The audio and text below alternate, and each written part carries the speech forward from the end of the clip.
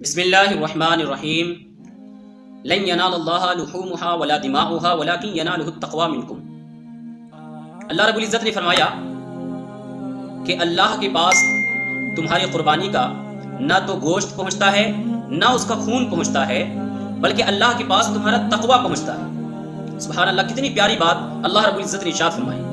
ہم جو قربانی کرتے ہیں اس کا اصل مقصد، اس کی جو اصل وجہ ہے وہ ہے اللہ کے نزدیک اپنے مال کی قربانی دینا اخلاص کے ساتھ۔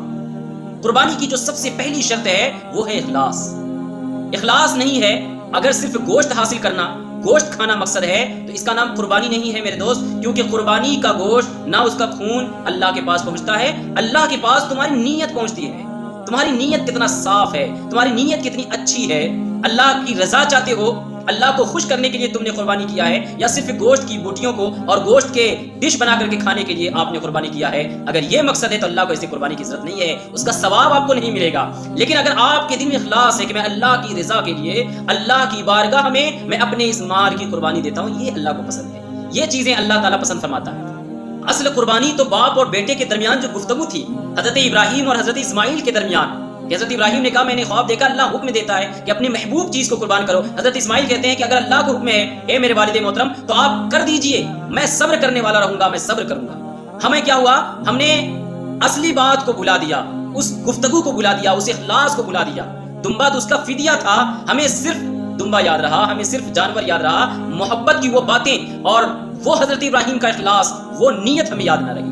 تو قربانی کے لیے سب سے پہلی چیز ضروری ہے میرے دوست کہ آپ کی نیت خالص ہونی چاہیے، اخلاص بالکل دل میں ہونا چاہیے۔ تو ایسی قربانی اللہ کے پیارے نبی صلی اللہ تعالیٰ علیہ وسلم فرماتے ہیں کہ اللہ رب العزت قربانی کے جانور کے ہر بال کے بدلے میں اللہ اس کو نیکیاں عطا فرماتا ہے۔ اللہ کے پیارے نبی صلی اللہ تعالیٰ علیہ وسلم نے یہ بھی ارشاد فرمایا کہ جس نے اپنی قربانی پر ثواب کی امید رکھتے ہوئے خوش دلی کے ساتھ قربانی کی، وہ جانور اس کے لیے جہنم سے حجاب بن جائے گا، آڑ بن جائے گا، پردہ بن جائے گا۔ سبحان اللہ۔ اللہ کے پیارے نبی صلی اللہ تعالیٰ علیہ وسلم نے فرمایا کہ قیامت کے دن قربانی کا جانور اپنے خون اور گوشت کے ساتھ لایا جائے گا اور 70 گنا اضافے کے ساتھ، یعنی اس کا جو وزن ہے اس کو 70 گنا بڑھا کر کے میزان پر رکھا جائے گا جس پہ نام اعمال تولا جاتا ہے۔ مثال دے کر سمجھاتا ہوں، اگر آپ کے جانور کے بدن میں 30 کلو وزن تھا تو اس کو 70 گنا بڑھا کر کے اللہ میزان میں رکھے گا۔ سبحان اللہ۔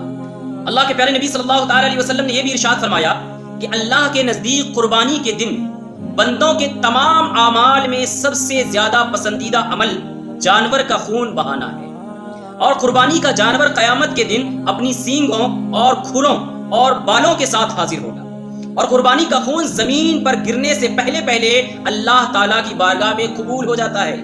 لہذا تمہیں چاہیے کہ خوب خوشی کے ساتھ دل کھول کر اللہ کی بارگاہ میں قربانی پیش کرو۔ اللہ اکبر۔ قربانی ہر مسلمان مرد و عورت، عاقل و بالغ اور صاحب حیثیت، صاحب نصاب کے اوپر واجب ہے۔ صاحب نصاب کون ہے؟ آپ زکوٰۃ کے معاملے میں ہمیشہ سنتے رہتے ہیں کہ جس پر زکوٰۃ ہے وہی لوگ قربانی بھی کر سکتے ہیں، وہی لوگ صاحب نصاب ہے، ان کے اوپر واجب ہے کرنا۔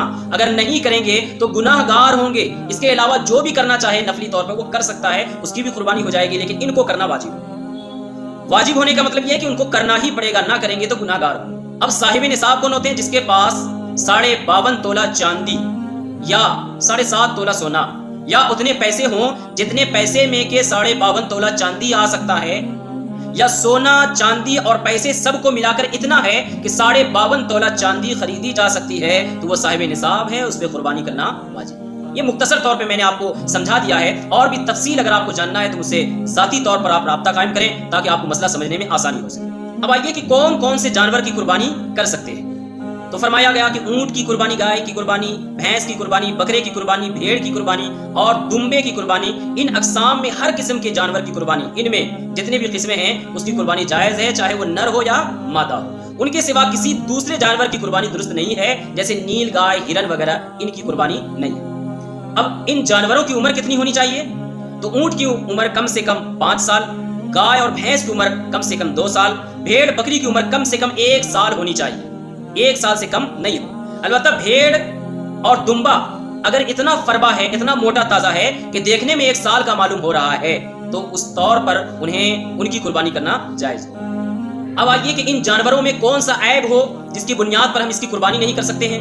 تو پہلا ہے کہ اندھا ہو، دیکھنے کی طاقت نہ ہو تو قربانی جائز نہیں، کانا ہو یعنی جس کا کانا پن ظاہر ہو، ایک آنکھ پوری خراب ہو گئی ہو بعد میں تو وہ اس کی بھی قربانی نہیں ہے جائز، لاغر یعنی کمزور اتنا ہو کہ ہڈیوں میں مغز نظر آئے، بالکل ہڈی چلتا پھرتا ہوا ہڈی نظر آئے تو ایسے بھی جانور کی قربانی جائز نہیں، لنگڑا ہو جو قربان گاہ تک اپنے پاؤں سے چل کر نہ جا سکے، جانور اتنا لنگڑا ہے کہ اپنے پاؤں پر چل کر کے قربانی کرنے کی جگہ تک نہیں جا سکتا تو ایسے جانور کی قربانی جائز نہیں ہے، البتہ تھوڑا بہت چوٹ لگ گیا ہے اور تھوڑا بہت پاؤں سے لڑکھڑا رہا ہے تو ایسے جانور کی قربانی جائز، بیمار ایسا ہو کہ اس کی بیماری ظاہر ہو رہی ہو تو ایسے جانور کی بھی قربانی جائز نہیں ہے، کان دم چکی دہائی سے زیادہ کٹے ہوئے ہوں، دہائی سے زیادہ کٹے ہوئے ہوں تو پھر اس کی بھی قربانی یعنی 3 حصے سے بھی زیادہ کٹے ہوئے ہیں۔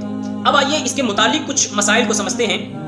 شہر میں قربانی کی جائے تو شرط یہ ہے کہ نماز عید کے بعد ہو، لہذا نماز عید سے قبل قربانی نہیں ہو سکتی، گاؤں میں یہ شرط نہیں ہے، گاؤں دیہات کھیڑے میں، لہذا گاؤں میں صبح صادق کے بعد سے قربانی ہو سکتی ہے کیونکہ گاؤں کے اندر نماز عید ہی نہیں ہوتی ہے، لیکن آج کے وقت میں ہر جگہ عید کی نماز ہو رہی ہے تو جہاں پر بھی عید کی نماز ہو رہی ہے تو وہاں بھی عید کی نماز کے بعد ہی قربانی کرنی چاہیے۔